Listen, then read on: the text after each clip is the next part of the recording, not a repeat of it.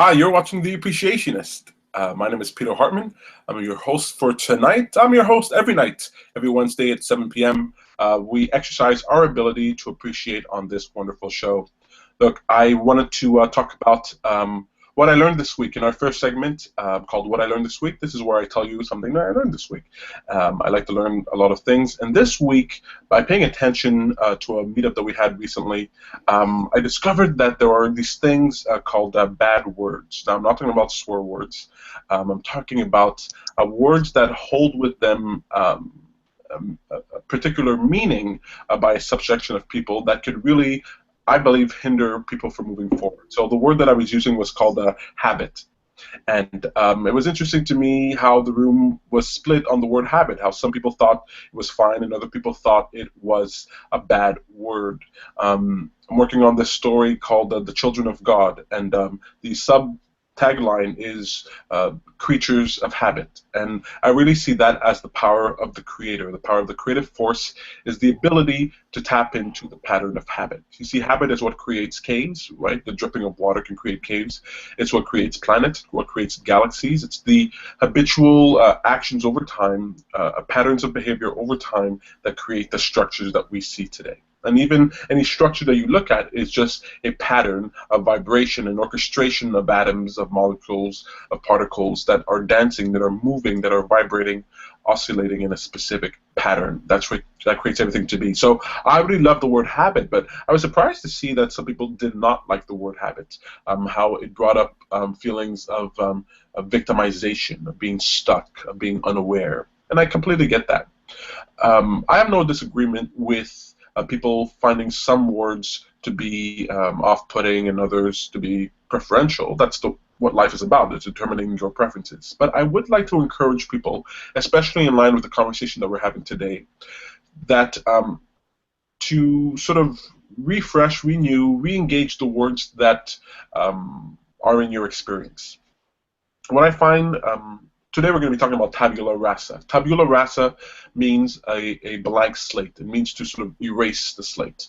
And often I find that arguments that people have, when they're having arguments, whether it's because of the words that they're using or past conversations, people haven't erased the slate. They haven't started again anew. And what I'd like to encourage people to do in light of the conversation here today and in light of the word habit is sometimes people use the word and it might rub you the wrong way, but I would encourage you to sort of erase the way you think of the word and try to pick up on what the person is trying to communicate. Because if you have words that you just sort of put out there and put off to the side and you say, no good, those are bad words for me, then it limits your ability to move forward. Now, the word I was using is called habit, but let's say I use the word God, okay? In one of our meetups, we had somebody stand up and sort of exclaim, hey, stop using the word God. And I get it. I mean, I understand. I understand the indoctrination that comes behind it. I understand the stigma behind the word, but I wasn't trying to use the word in some religious sense. I was just referring to that personification we give to the will of the universe, the creative force that exists out there. But because this person was found the word God to be anathema to them, they were unable to understand or receive the point that I was trying to offer. And I think if you pay attention to your life, to the conversations that you have with people, to the things that you read, to the things you watch on TV or in the news, that there are these built-in hang-ups that people have over these words. And those hang-ups can help you gain an understanding, but they can also hinder you. And I like to approach things with a fresh start. So in light of that, I'm acknowledging the fact that people don't like the word habit, but I would like to continue to use it because I believe it's a word that is approachable, that is attainable, that is understandable. If I talk about a vibration or energy, it's harder for people to understand if they're not immersed in that world. So I like to talk about habits. In fact, when we talk about the law of attraction, what we're really referring to is a habit, a law, a scientific law in any way. The law of attraction is not science, but a scientific law like the law of gravity is actually a word that means a habit that is so well observed that we can depend on it. That's what a law is, a law in scientific terms. And similarly, when we borrow the word law from science to apply to the law of attraction, what we're referring to is a habit of behavior that we can rely on. And if you want to create anything in your life, what you want to acknowledge and recognize is that it's the habits that you hold, the patterns that you keep repeating, that will determine the structure of your life, the way it's formed. And so I don't think habit is a bad word. I understand that people might see it that way, but I encourage you to tabula rasa your mind and to approach it with a different light. But that's what I learned this week. I learned that there are some words that rub people the wrong way. Not the obvious words, but some words that are less obvious than that. Hey, look, we have here in the room, we have our co-hosts. Want to introduce yourselves? Hi, I'm Valerie Soule. Hi, guys. Hello, Valerie. You sound echoey. I know. Oh, is it echoing? Not to me. Oh. Really? I sound echoey to myself, actually. Oh, now it stopped. No, I think it'll stop. Sometimes it takes a few seconds for it to get there. And who's the lady in red? Co-host Samantha Barley. Hello. Hi, co-hosts. How you guys doing? I'm really glad that you We're guys both late tonight. Yeah. Oh, late is fine. This show is about being at the right place at the right time, not at my place at my time. Of course, every Wednesday at 7 p.m. you're encouraged to participate live on air on our show. But if you want to pop in a little late, that's perfectly fine. I'm just glad you guys are here at all. I mean, it's a lot better when you gals are here. Okay, so I'm guessing we have to finish at 7:30, so I don't want to keep you gals waiting. So we just did the segment What I Learned This Week. The next segment is called A Moment of Appreciation. A moment of appreciation is when we look back the past 7 days and we pick out something that we appreciated. It could be something that's good, that's easy to appreciate. It could be something that wasn't so great, but that you can see the value in today. So, for example, it got a little cold. We got a dip in the temperature recently, and people didn't really like it very much. I heard some comments from some people, but that can only remind you that warm days are coming, and I bet it's going to be a scorcher. So we can appreciate those cold days for what we are preparing ourselves for. Have you looked outside lately, Peter? Is it still cold? It's not just cold, it's white. on the ground. I'm really glad. No, I haven't looked outside. I mean, I didn't think so. It's pretty white out there. It's pretty white. I was just out there. Is it cold? It's pretty. No, it's not cold. No, it's not cold. Snow though. It's I don't think. Yeah, but we know in a week or two it'll be warm weather. Oh yeah. Yeah. So I mean, that's what I'm saying. We might not appreciate the cold snap that we have right now, but I bet you in a month or so, people without air conditioners will be like, maybe -5 wasn't so bad after all. Anyway, moment of appreciation. So who would like to go first? You go first, Sam. Go ahead. No, I go second. I'll go second? Yeah. Okay, so Peter, you go first. I'll go first. A moment of appreciation. I'm kind of losing my voice right now, but last night we had another... Sorry, hold on. So Valerie and Ariel are connected on another place. They're not with us. Weird. I sent Ariel a message asking if she's coming on. She said, I'm on with Valerie, no Peter. We were wondering if we're on the right link. That's interesting. I wonder what link they clicked, so let me just... I have no idea. Part of me... They're in the parallel universe. Did you update it on the website? Yeah, I did. Okay. I did, so it's right there. Let me go to the webpage. Let me go here, open that up. Yeah, it's the right link. So I can tell them to pop out and then to come back in using the link that we posted on the meetup page. Yeah. Thanks. Maybe if I invite them in specifically, that might work. See here. So what I'm doing is that when you add the Law of Attraction Montreal to your Google Plus circles, that lets me know that you want to participate with the show, and then I can find you online and invite you directly in. So we're going to find it here.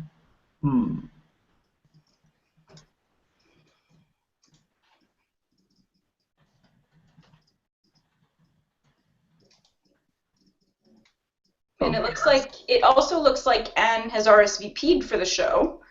So we don't see Anne either. That's strange. I would encourage them to pop out of the show. Excuse me. Okay, so you're letting them know? Yeah. Okay. So I'll share my moment of appreciation, and we'll let them come in here.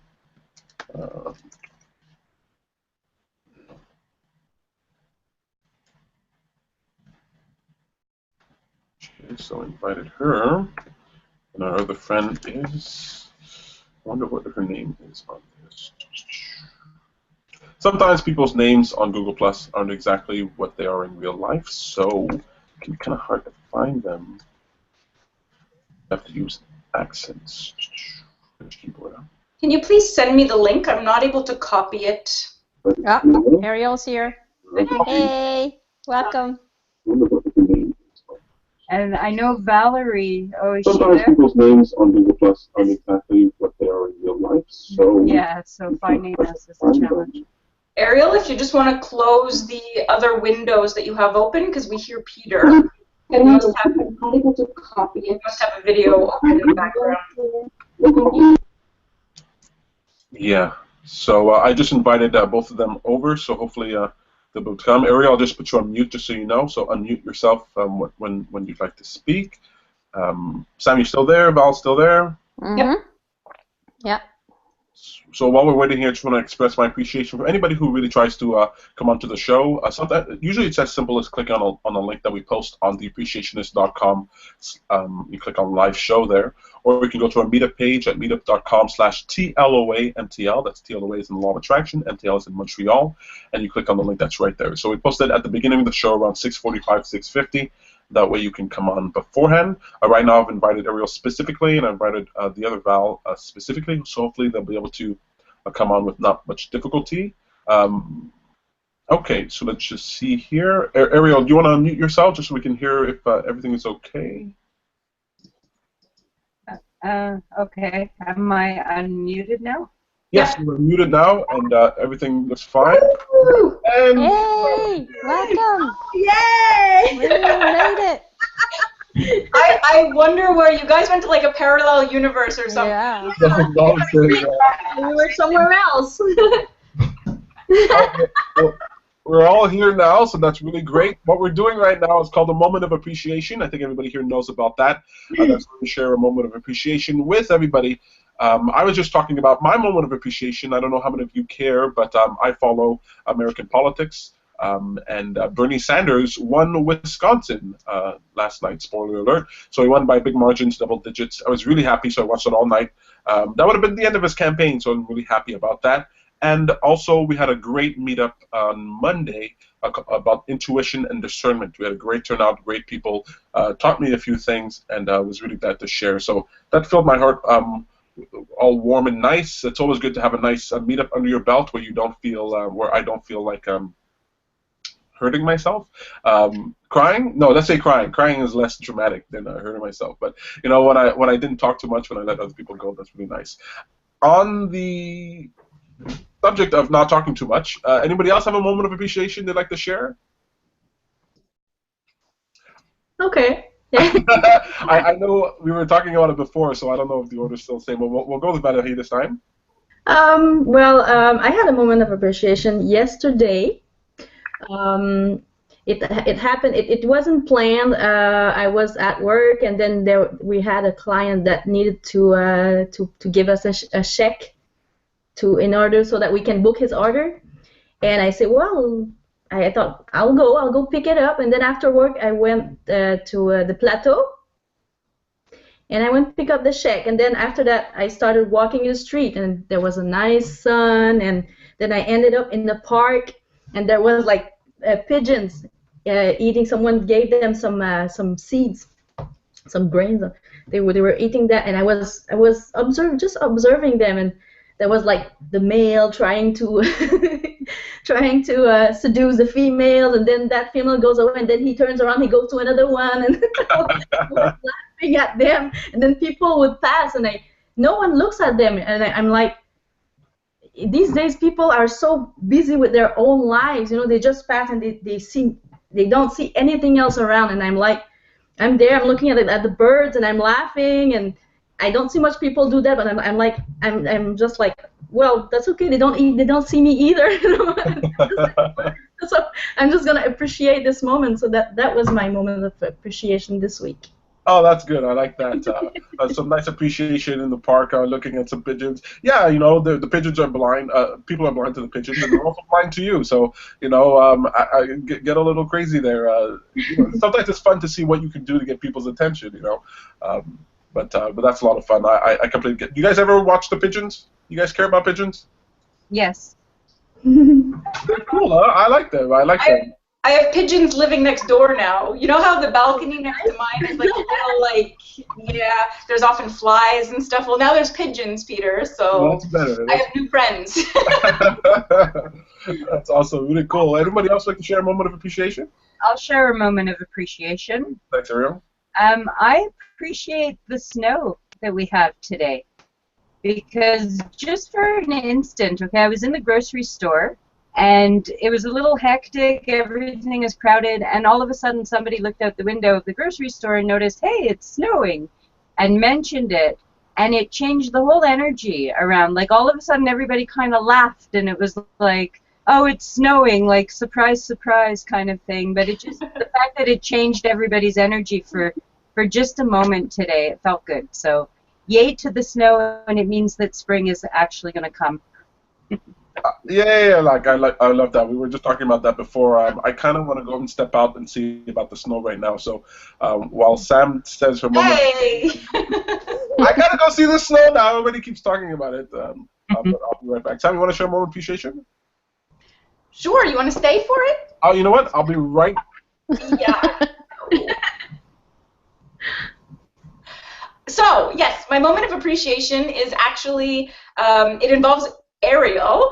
I had a conversation with Ariel today, and I'm actually going to be helping promote her stage hypnosis.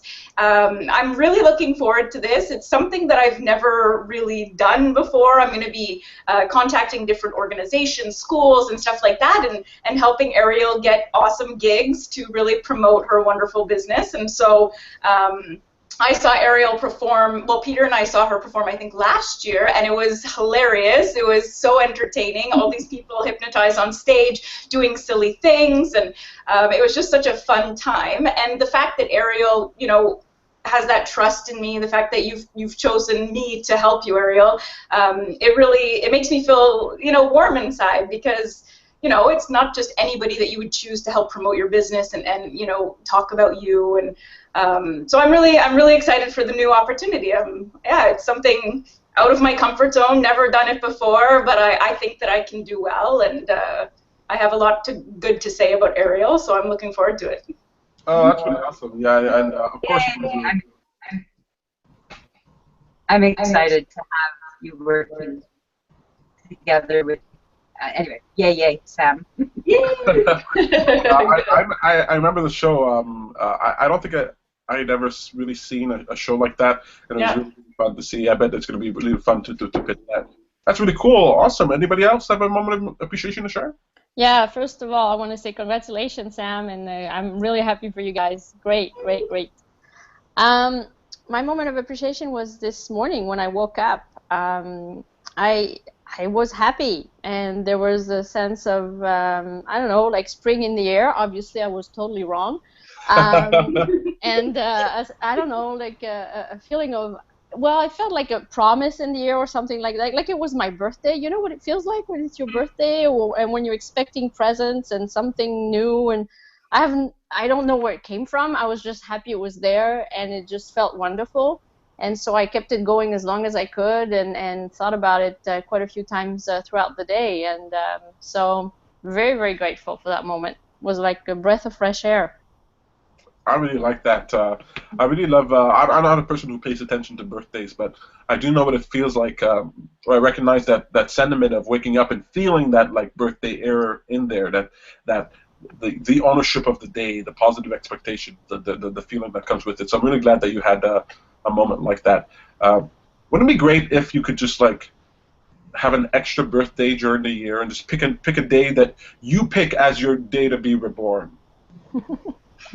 I'm always thinking about, can we get a second Christmas? Can we get a second Halloween? Can we get a second birthday? Why only one? Anyway, really glad that you had that experience. Thank you for sharing it with us. Anybody else left? Ariel? No, one quick note. A friend of mine on Facebook who changes his birthday regularly and just, I don't know, or maybe just put some random birthday. And I think it's his way, though, of testing who his true friends are. Oh. That's sneaky and good. That's a good one. It's just a weird thing. So yes, you can have a birthday whenever you want. Just put it on Facebook. That's it. Your second birthday. Excellent. Look, so that's it for our segment, Moment of Appreciation. It's really the most important thing we do during the show. That's why we take our time to do it. But let's move on to, before we get to our topic, Tabula Rasa, the Tabula Rasa principle, we have a segment called What a Great Idea. And that's where I point you to a product, a service, an idea, a person that's deserving of your attention, because whatever we give our attention to becomes a greater part of our experience. So why not give our attention to great ideas? So this week's What a Great Idea is a website called Pluto.tv. Now, Pluto.tv is a website where you can watch television programs, you can watch different things, but what I like about it is that it allows you to have control over what you're watching and to watch it when you want to.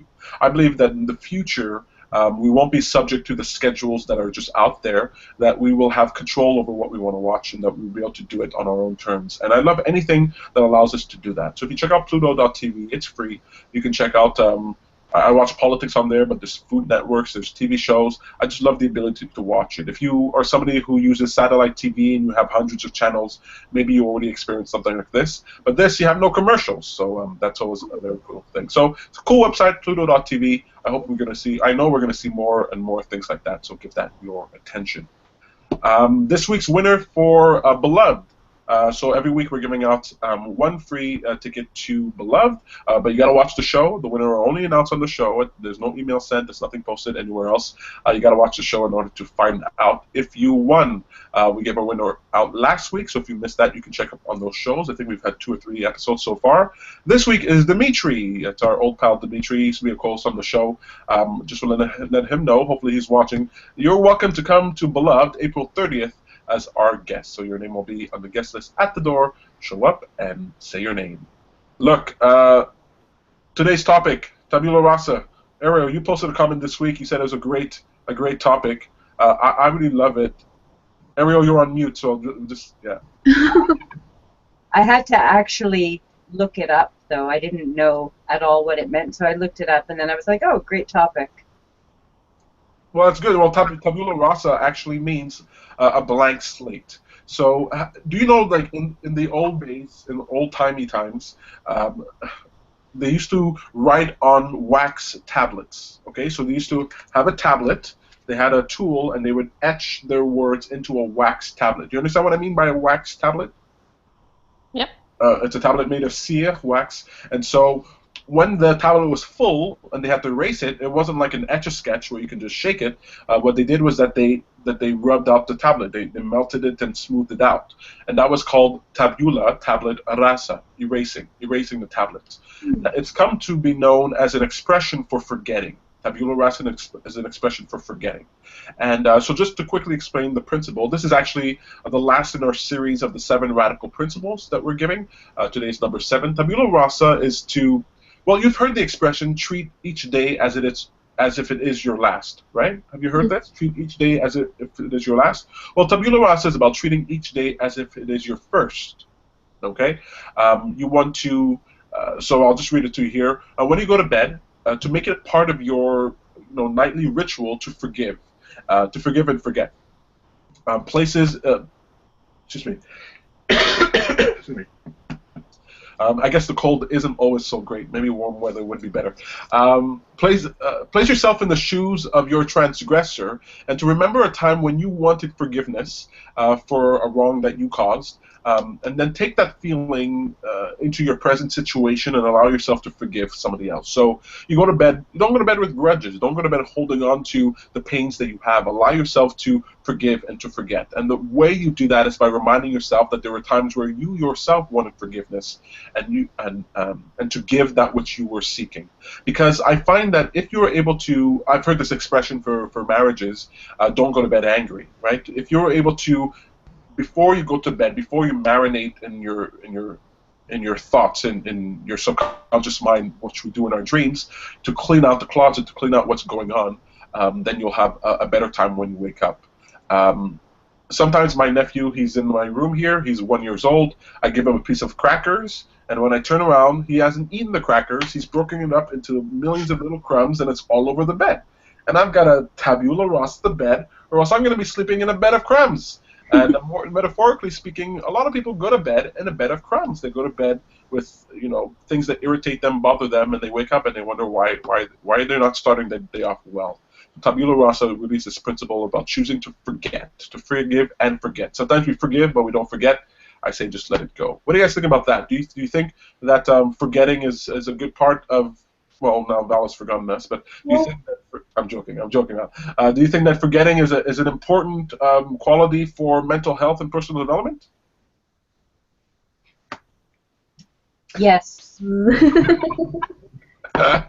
Forgetting and the ability to let go. That's right, letting go. Letting go it's an important quality. When you think about letting go, what does that mean to you? It means, you know, moving on from it, just freeing ourselves up from, you know, look, we're surrounded in this life with all kinds of energies around us, but we choose which ones we want to hold on to and which ones we can simply let go of. And yeah, I mean, it's about understanding within ourselves which ones serve our purpose well. But even those we don't necessarily have to hold on to. It's all open to being let go of. But, okay, so what does it mean to let go? As simple as that. It's just release ourselves from it. Move on. That's right. And sometimes I believe that releasing yourselves not only from the things that cause you pain or that hold you down, but also those things that you hold to be true, right? Sometimes you need to tabula rasa those beliefs that you hold that are actually things that you just keep thinking, you never really questioned. You know what I mean? You want to question the beliefs that you have. You want to allow them to let go. And if tomorrow you want to hold on to the same belief, then you can bring it back. I'm just hearing a little echo here. I'm not sure where it's coming from. How's it sounding to you guys? Yeah, it's okay. There was a little echo. Maybe, yeah. Yeah. So, you know, it's the beliefs that we think that are true. You know, for example, actually, did I write an example here? So I used to believe that science was the beginning, middle, and end. That science was what was true, what was important. And until I started questioning that even further, I realized that everything that I wanted to know wasn't in the domain of science. But similarly, when I was in church and I was a churchgoer, I believed that to be true. And then I had to question that truth in order to move on from it. And so sometimes the things that hold us back are not just the things that are heavy to deal with or things like that. Those are obvious. But it's those beliefs that you hold to be true, that everybody around you believes to be true, that you stop questioning for a long time. It could be a relationship that you're in. It could be the car that you drive. It could be the food that you eat. I know Sam has been questioning the food that she eats. And you think, no, this is fine, And you realize, oh, you know, the more I ask questions, the more I realize milk isn't what I thought it was. The more I realize that bread wasn't what I thought it was, you know, and then it allows you to move on from it. Have you ever had an experience of needing to tabula rasa something? Well, I was just going to give my opinion a little bit about it. So the way that I see it is choosing to live in the present moment, like not to allow the things that have happened in the past to affect the now. You know, like say you have an argument with somebody and, you know, it was really upsetting and then you're with them again. I mean, you have the choice to be thinking of that argument and interacting with them, and it will definitely affect how you interact with them. If you're thinking about this argument, you're really upset with them, you're very likely to not get along. You're very likely to have some sort of disagreement. Whereas if you choose to say, okay, I'm going to, you know, clean the slate or whatever you say, rub it, you know, can you say it again? You're muted. Erase the slate. Erase the slate. If you erase the slate, you're like making a choice to not hold on to that. You're making a choice to not keep that with you in the present moment. I really think it's easier said than done, but it is something that is practiced. Like, I really think that you have to look at your life a little bit more objectively, look at each thing. Okay, how do I feel about this? Is it worth it to hold on to this? How is it going to affect, the rest of my day or my interactions with this person? Or it's really, it's extremely powerful, and I don't think most, well, okay, I don't want to say that, but I don't think most of society does that. I think that, people say, oh, I got my baggage, like all these years are with me for a reason, because they don't wipe it clean. They don't let go of those things. They hold on to it, and it affects all of their relationships. And so I think that it's such a wonderful principle that you talked about at the event, and it's something that I definitely do myself. I try, and I definitely coach my clients to do the same thing, because it's life-changing. Yeah. Yeah, I think it's very important. So how Val, did you want to add something to that, or? Which one? Which Oh, Val? anything. I didn't know if you if I was. There's only one now. You're the only one left. Okay. No, and I didn't. I'm just listening. No, I think it's well said. I think Sam said it well, and Ariel's saying it well. Can I throw something out here? What do you think of, like, letting go of all belief and just okay, yeah. allowing the universe to be there? I mean, I'm not saying that I'm free of all belief, but one of my main beliefs is that I do believe the universe will always provide for me, and that my needs will be met. But then again, my needs are very minimal in life, so it makes it that much easier. And I also understand the power of a belief. Like, I see how people in religion, how it gives them a sense of direction and purpose and such. So I wouldn't want to take that away from anybody. But I, on a personal level, have very few beliefs, and I aim to have even less as I get more experienced in life. I actually agree with that. My thing, so I would like it if people question all their beliefs and allow them to go. I don't believe it's possible to live a life with no beliefs. I think it's the nature of the human mind to have some beliefs. Even if your belief is not to have any beliefs, that's a belief as well. But what I want with Tabula Rasa isn't that people don't believe anything, is that they continue to question it. So you could believe that you love your wife today, okay? But tomorrow, don't let that belief become stagnant. Reaffirm that belief by choosing it again.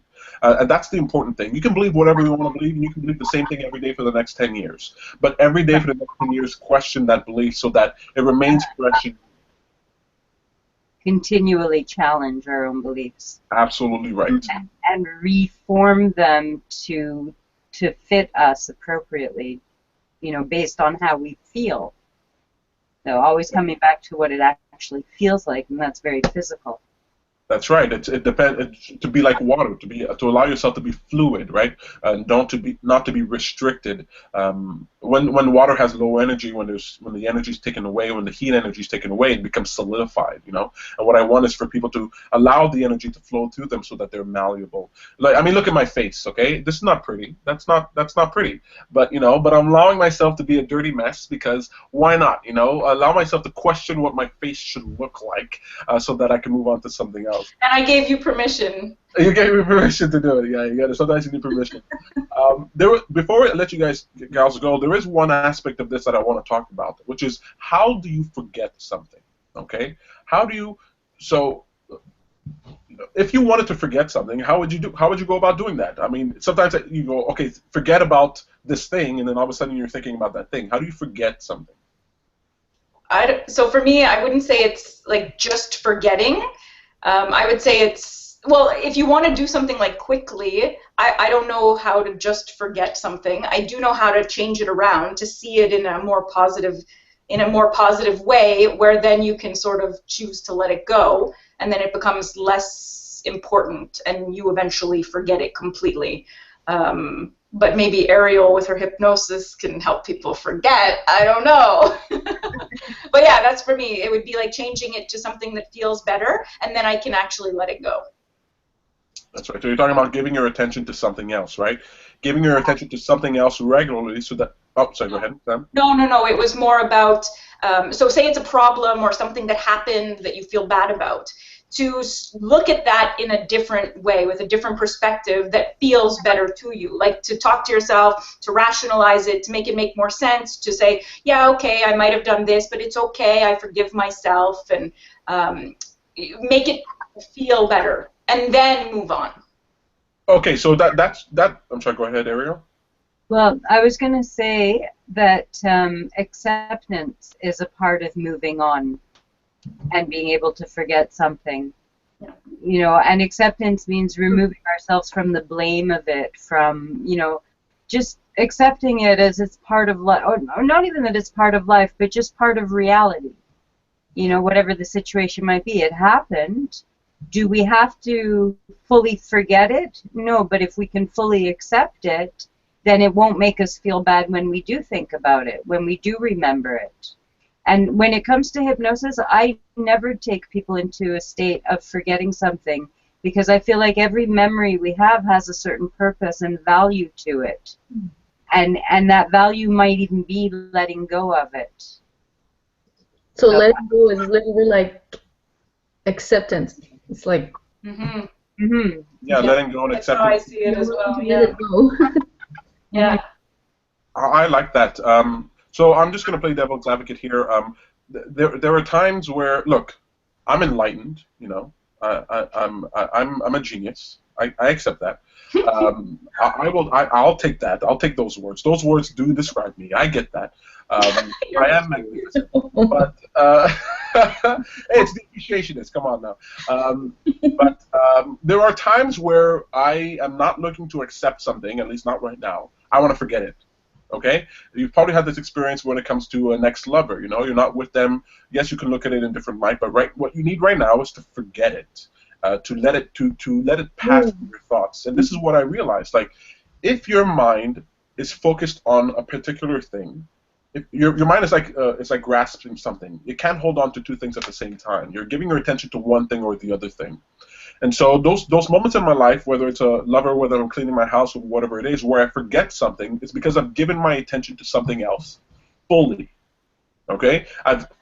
So you can be a jogger and love to go out for a nice run, and you're just giving your attention to running, and in that moment you've forgotten the other things in life because you've given your attention fully to whatever you're committed to in this moment. It's similar to what Sam was talking about by being in the present moment.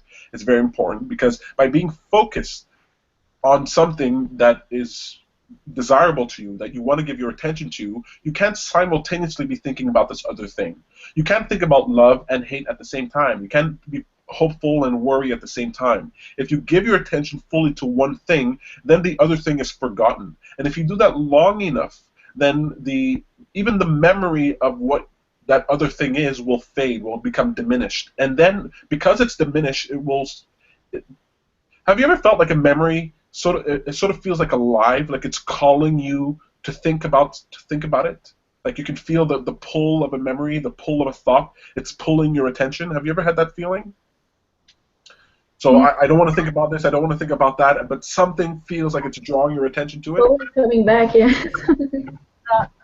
Thoughts are linear, though, and I don't know if we can ever just think of one thing, because thoughts are going to continually be flowing, and our mind is like, I don't know, I almost think of like the rapid fire of thoughts that we have. It's like the little mini screens of an old style film, and all of them together give it one image, yes, and we could decide what that image is going to be, and then we'll kind of gear ourselves towards the right thoughts that create that image, the image being the feeling again.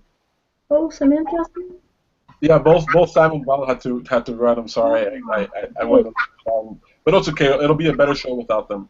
Oh, you're terrible, Peter. No, come on. I'm just joking here. Ariel, I completely get what you're saying, and I do think it's inaccurate to talk about thoughts, because thoughts don't happen in ones, they happen in these streams. So I suppose what I'm referring to is more the structure, the image, the memory. The memory that it forms, you know. Well, are you actually talking, I mean, we can't separate the thought from the feeling once again. But is it about forgetting the feeling and no longer having that feeling? Why would you want to forget? Is it because you want to get rid of that feeling?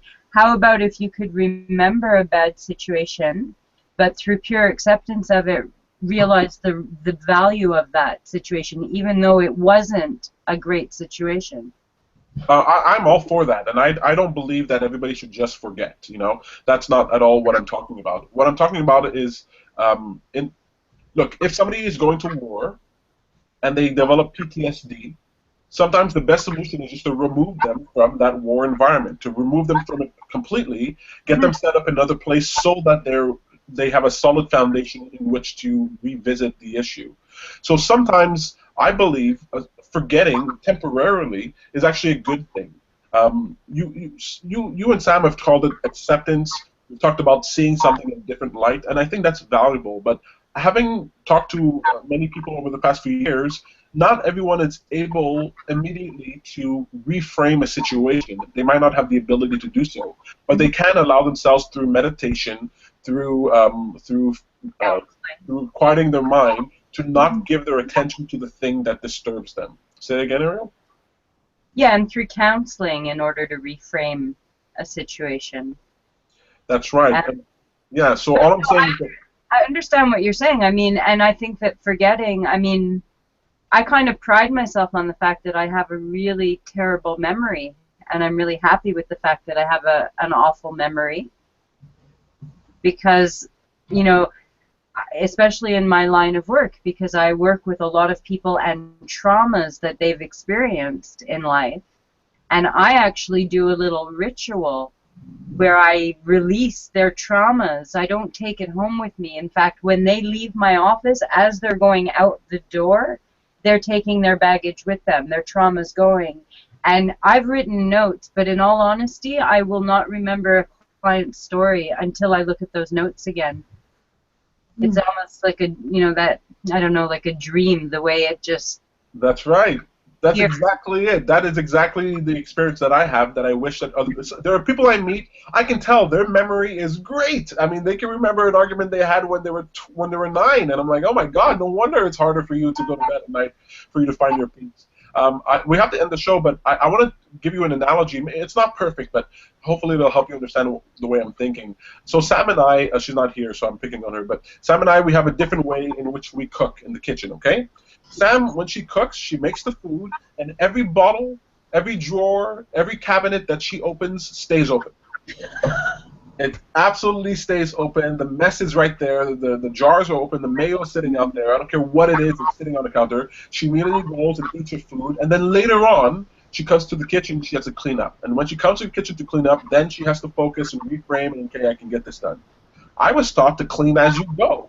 The moment I'm done with a thing, I put it away so that I'm done thinking about it. I'm no longer, maybe it's just quickly accepting something and then putting it away, but I put it away so that I can move on to something else. So that when I go down to eat my meal, there isn't this other thing that I have to deal with later. There's nothing there. The kitchen is clean. Yeah, I'm like that too. I do that too. Yeah. Yeah, but do you attempt to go behind Samantha and close the drawers? Do you do? I do, but I can only clean as much as I can before we eat. Like, as soon as the food's done, she's got to eat. We got to eat. So that's fine. I get it. My brother's the same way. He's got to eat the food when it's fresh, when it's warm. I get that. But I'm like my mother. I can't stand eating when everything else is dirty. Yeah. So I'll go out on a clean, and she'll be like, Peter, you don't get here. And I'm like, okay, I completely get that. Yeah. But it's those ways, like something you said that's really relevant is like, so you don't have to think about it anymore. And I'm like that in many ways too. Like if you look around my house, like I've got sticky notes on lots of things. Because once it's here, I don't have to think about it anymore, and I know it'll be there when I need to know it. It'll be right there, like I don't have to think about it at all. So I'm very quick to do things where I could wipe out the need to think about something, to have that in my memory. Yeah, that's good. I started to do that at work, and it helps a lot, you know, because when you have too many things in your mind, at one point you'll do so many. I do so many mistakes, but since I've been doing that, I improved a lot. Mm-hmm. Yeah, it's a very good technique. I think it's a really powerful thing. Go ahead. I was just saying it frees up your mind. That's right. It frees up your mind, and I think anything that allows you to free your mind, even temporarily, will give you the relief and the space in order to have creative thought. You know, I have sticky notes, but I also have a book. I have books filled, and I write down all my ideas. And I know that when I need it, I have all kinds of books. That's right. You know, and it. This is my comedy. This is my joke book. This one over here, it's jokes. And I've got jokes to work on, jokes that are completed, and it's my, yeah, you know, there's notes everywhere. There's books everywhere. And I love that, because then it frees you up. It literally sort of takes off the burden of having to remember things, of having to do all these things. And what I want for Tabula Rasa is for people, when they go to bed at night, to store things away, not because they're not important, but because. In fact, the only way you're going to do that is if you have this other belief that says, I can handle it. I'll be fine. You know, I don't hold grudges, and so it's easier for me to let those things go. I don't sit down and go over a bad conversation like I used to, because I know that I already know myself. If I think about this thing long enough, I will find peace on the subject. So now I just jump to peace and I let it go. I don't have to analyze, why did this person do that, and how dare they, and what was going through their mind, and let me figure out what. I don't have to do any of that. I just store it away. Mm-hmm. And so that's my way of forgetting. And I talk about forgetting along with forgiveness. Forgiveness is not about the other person. It's about letting yourself off the hook. Because I understand what forgiveness is, it's easier for me to do these. It's easier for me to forget. It's easier for me to let it go. Because I'm not forgetting something that it's going to nag me. I'm forgetting something that no longer has power over me, doesn't have influence over me. And I'm recognizing that by putting it away. Acceptance, I suppose, is the word for that. Look, I know there's a lot more we can say on the subject. I'm really loving that we're all here. Thank you both. So my two co-hosts, Valerie Soule and Samantha Barley, have left, but I'm really grateful that they came out to the show, that they were able to make it. I'm even more happier that Ariel and Valerie was able to come today. Thank you so much for participating with the show. I just want to let you know real quick, actually, no, I won't do that because the calendar isn't set, but I want to let you guys know that we have an event coming up on April 30th. It's called Beloved. It's going to be a lot of fun. Ariel, do you have anything coming up? I have my course coming up on April 23rd for 4 consecutive weekends. So unfortunately, I won't be able to go to Beloved. I wish I could, but I'll be teaching that day. Yeah, I have my course coming up, and yeah. Where can people find out about that? On my website, arielhypnosis.ca. Perfect. Excellent. For all the back shows of the Appreciationists, and to find out more about us, you can go to the Appreciationist.ca. If you want to find out more about our meetup page, go to meetup.com/TLOAMTL. That's TLOA is in Law of Attraction, MTL is in Montreal. And I want to invite everybody to tune in next week for another exciting episode of The Appreciationists. Thank you, Peter. Thank you, Valerie. Bye. You're awesome. Bye. Bye. Where is the... Oh, it's right there. That was a lot of fun. I am really happy that we had such a great turnout here. I want to reiterate one more time that our wonderful co-hosts, Valerie Soule, and Samantha Barley. You can find out more about Valerie Soule at thepowerofermotions.ca. And you can find out about Samantha at samanthabarley.com. You can read about their profiles on theappreciationist.com. You can also find out more about me and about the show, and communicate with us on social media and all that good stuff. Look, what else can I say? I think everything's been said. If you haven't checked out Bernie Sanders, the senator from Vermont who's running for president, I think he deserves your attention. At the very least, he deserves a Facebook like. Anyway, you guys are awesome. Thanks for paying attention. Take care. Bye.